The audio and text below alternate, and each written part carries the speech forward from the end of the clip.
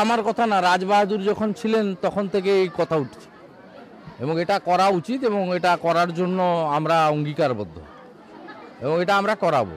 আবেদন নিবেদন করছি, না কাজ হলে মানুষকে নিয়ে গণতান্ত্রিকভাবে আন্দোলন করব। সতীশ সামন্তর নামে হলদিয়া বন্দর নামকরণ হোক, এর কোনো বিকল্প নেই। এবং সতীশবাবুর ছবি ছিল না হলদিয়া উন্নয়ন পর্ষদে, আমি আসার পরে বসিয়েছি। এটা অনেক আগে করা উচিত ছিল। এতদিন স্বাধীনতার সদস্য লাগবে কেন?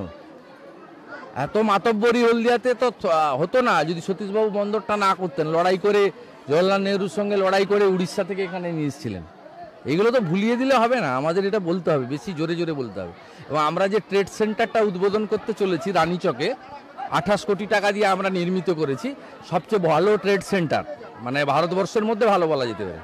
সেই ট্রেড সেন্টারটা আমরা সতীশবাবুর নামে করেছি। সতীশবাবুর নামে সতীশ সামন্ত হলদিয়া ট্রেড সেন্টার করেছি। এবং শুধু তাই নয়, আপনারা জানেন আমরা মহিষাদলে যে মুক্ত মঞ্চ করছি কুমুদিনী ডাকুয়ার নামে করছি, কুমুদিনী ডাকুয়া মুক্ত মঞ্চ। এবং আমার ইচ্ছা আছে আমাদের যে ক্ষুদিরাম